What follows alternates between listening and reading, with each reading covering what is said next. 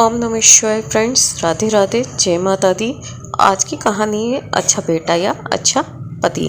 15 घंटे का थकान भरा सफ़र कर चंचल अपने छोटे भाई समीर की शादी अटेंड कर 10 दिन बाद आज ही घर आई थी। अपने 3 साल के बेटे प्रिंस को सोफे पर बिठाकर अभी वो अपने कमरे में जा ही रही थी कि ममता जी ने उससे कहा, बहू अब फटाफट से खाना बना ले, तेरी दोनों नंदे ससुराल से आज आ रही है, तो जो भी बनाना उनकी पसंद का बनाना।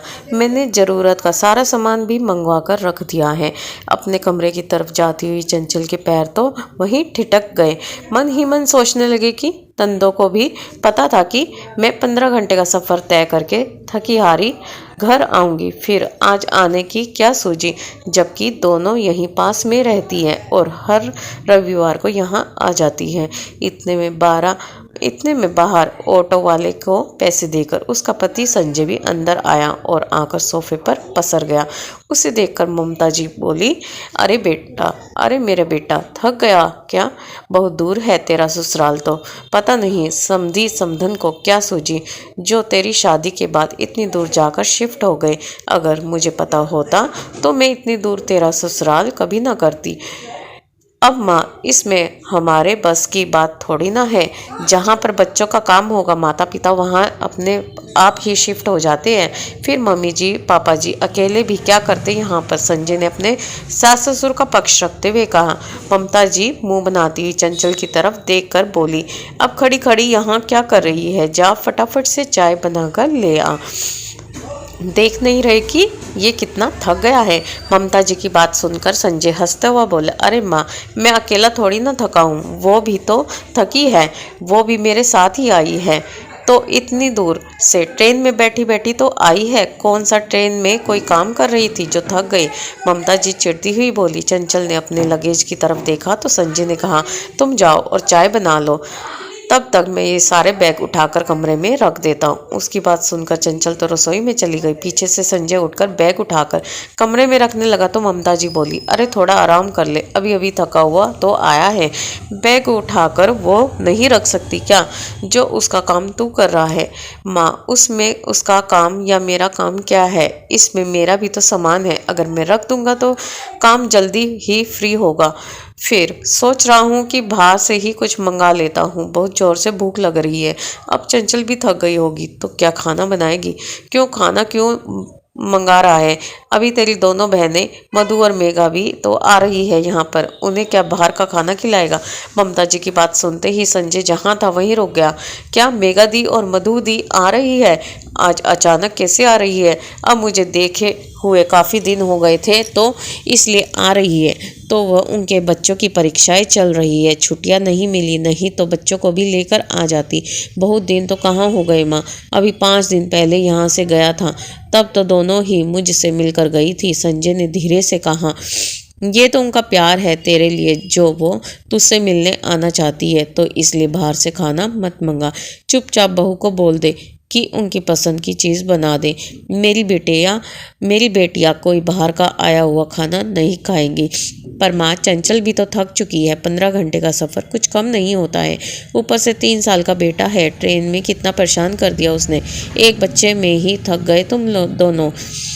मैं भी तो तुम तीनों को लेकर के जाती थी तुम्हारी ननिहाल माँ, वो 15 घंटे का सफ़र नहीं था, लेकिन 1 घंटे तो ट्रेन में सफ़र करती ही थी ना।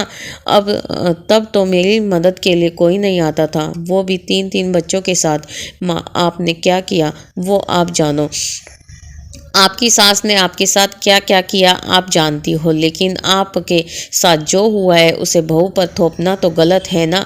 भला उसका बदला बहू से क्यों? तेरे पापा ने तो कभी पलट कर जवाब नहीं दिया तेरी दीदी को, जो तू अपनी पत्नी के लिए मेरे सामने हो जाता है।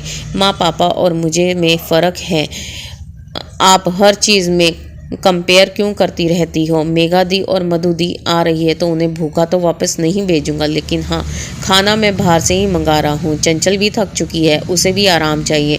अभी तो काम पर लगा दोगे, फिर बीमार पड़ गई तो 2-3 दिन तक घर का काम खुद करोगे, उससे बेहतर है खाना बाहर से ही मंगा ले। कहकर संजय ने खाना बाहर से ही ऑर्डर कर दिया। ये देखकर ममता जी तिल मिलाकर रह गई खैर थोड़ी देर बाद अभी तीनों बैठकर चाय पी रहे थे कि मेघा और मधु भी आ गई। उन्हें देखकर अम्मा जी बहुत खुश हुई।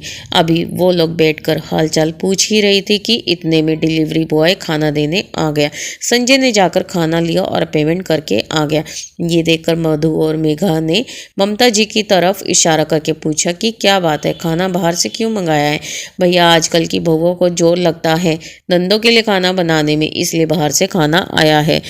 ममता जी भी धीरे से बोली, पर यह बात चंचल को सुनाई दे गई, पर वो कुछ न बोली, बस उठकर रसोई में आ गई, क्योंकि वो जरा सा बोलेगी तो ममता जी 10 बातें सुनाएंगी। और इस बार तो 2 नंदे भी साथ बैठी हुई थी। संजय और चंचल ने मिलकर खाना निकाला और सब लोग साथ ही खाने बैठ गए। इतने में मेघा बोली, कुछ भी कहो चंचल, तुम बड़ी भाग्यवान हो जो तुम्हें ऐसा ससुराल मिला है, पूरे परिवार के साथ बैठकर खा रही हो, वरना हम तो रोटियां बेल बेल कर ही परेशान हो जाते हैं।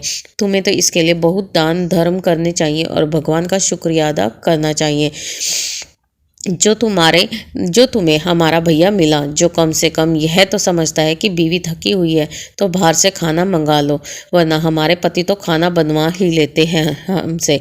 मधु भी साथ ही साथ बोली, पर चंचल मुस्कुरा कर रह गई। अरे वो तो मेरी दोनों बेटियां एक ही घर में हैं, जो हिल मिल कर काम कर लेती है, मतलब कि मिलजुल कर काम कर लेती, नहीं तो इतना बड़ा परिवार है, कोई और होती तो बहुत बुरी हालत हो जाती। पर माँ कुछ भी कहो, ये तो इन दोनों की किस्मत इतनी अच्छी है कि इनकी सासू माँ बराबर इनके साथ रसोई में लगी रहती खाना बनाने के लिए, और क्या शानदार खाना बनाती है। और इनकी दोनों नंदे भी कोई भी काम हो भाग भाग कर काम संभालती है। संजय ने कहा तो ममता जी तुनकते हुए बोली, क्यों तेरी बहनों ने क्या तेरी शादी में भाग भाग कर काम नहीं किया था? तो अम्मा मैं कहाँ इनकी बुराई कर रहा हूँ, मैं तो बता रहा हूँ कि उनके परिवार वाले भी काफ़ी मिलजुल कर काम करते हैं। थोड़ी देर बाद खाना खा लेने के बाद सब लोग बैठे तो मेघा ने कहा, अरे चंचल, तुम्हें तो बहुत सारी विदाई मिली होगी, आखिर तुम तो इकलौती बहन हो, जरा हमें भी विदाई दिखाओ तो सही। तभी मधु भी बोली, हाँ हम तो आज इसलिए आए हैं कि हमें भी तो देखे आखिर हमारी भाभी को अपने मायके से क्या क्या मिला है। जब दोनों ने कहा तो चंचल उन्हें अपने साथ ही कमरे में ले गई और पूरा परिवार वहीं बेडरूम में ही बैठ गया। तब चंचल ने विदाई वाले बैग खोलकर दिखाए। सचमुच बहुत सुंदर सुंदर साड़ियाँ थी। अरे वाह, ये तो इतनी शानदार साड़ियाँ है, इस पर तो एम्ब्रॉयडरी वर्क किया हुआ है, लगता है हाथों से किया है ना? मेघा ने पूछा तो चंचल बोली, हाँ दीदी, ये माँ ने स्पेशली कहकर मेरे लिए बनवाई थी, बहुत महंगी पड़ी है, पर अरे तो हाथ की कारीगरी तो वैसे भी महंगी ही पड़ती है, मुझे तो ये साड़ी बहुत ही पसंद आई है। बीच में ही मधु भी बोल पड़ी। उसकी बात सुनकर चंचल मुस्कुरा दी, लेकिन तभी ममता जी बोली, अरे मधु, तुझे ये साड़ी चाहिए तो तू रख ले, भाभी होने के नाते चंचल तुझे तो दे ही सकती है ना। ममता जी की बात सुनते ही चंचल के चेहरे से मुस्कुराहट ही गायब हो गई। लेकिन संजय बीच में ही बोल पड़ा, दीदी आप लोगों को ऐसी साड़ियाँ चाहिए तो मैं बनवा दूंगा, इस बार रक्षाबंधन पर मेरी तरफ से ऐसी ही साड़ियाँ आप दोनों के लिए। अरे क्यों बेवजह खर्चा कर रहा है, जब साड़ी है तो यही दे दे। पर माँ, ये साड़ी तो चंचल की मम्मी ने उसे दिलवाई है, इसे हम कैसे ले सकते हैं? मधु ने कहा। हाँ माँ, दीदी सही तो कह रही है। संजय ने मधु का समर्थन किया। क्यों नहीं ले सकते, भाभी की चीज़ पर तो ननंद का भी हक होता है। तेरी दीदी तो सीधा हुक्म करती थी देने के लिए, और तेरे पापा तो मेरी चीज़ दिलवा भी देते थे अपनी बहनों को, और तू पता नहीं कौन सी दुनिया से आया है जो देने से ही इनकार कर देता है। पर एक अच्छे बेटे की तरह तेरे पापा ने भी कभी इनकार नहीं किया अपनी माँ को और बहनों को। माँ, आपके सामने अच्छा बेटा बनने के चक्कर में मैं अपनी पत्नी के साथ गलत नहीं कर सकता। अभी तो तुम अपने सामने अपनी मनमानी कर लोगी, लेकिन आने वाले वक्त में उनका मायका बंद करवा दोगी। कड़वा बोल रहा हूँ लेकिन सच बोल रहा हूँ। आज तुम अपनी कौन सी ननंद को घर पर बुला लेती हो? सच सच बताओ। संजय की बात का ममता जी पूरा मानते हुए बोली, सही बात है, बीवी के सामने बहनों को कौन पूछता है? आज तू मेरे सामने ही ये कह रहा है तो कल को तो पूछेगा भी नहीं अपनी बहन को। माँ, तुम छोटी सी बात को कहाँ से कहाँ लेकर जा रही हो? ये छोटी छोटी बातें ही तो होती है जो मायका बिगाड़ने का काम करती है। वैसे संजय ने गलत नहीं कहा है, हमें हमारी दोनों बुआ जी से मिले हुए भी काफ़ी टाइम हो चुका है, सिर्फ इसी कारण कि उन्होंने तुम्हारे साथ ऐसा किया और तुमने उनका मायके का रास्ता बंद कर दिया। अपनी बेटियों को संजय के पक्ष में बोलता देखकर ममता जी तो मुंह फुलाकर कमरे से निकल गई, लेकिन कम से कम मधु और मेघा को तो यह बात समझ में आ गई कि अगर भविष्य में अपना मायका सही सलामत रखना है तो कुछ चीज़ों पर नियंत्रण जरूरी है। राधे राधे फ्रेंड्स, आपको ये कहानी कैसी लगी और कौन कौन इससे रिलेट कर पा रहा है अपने आप को या अपनी नंदों को या अपनी सास को, आप हमें कमेंट बॉक्स में ज़रूर बताना। राधे राधे, जय माता दी।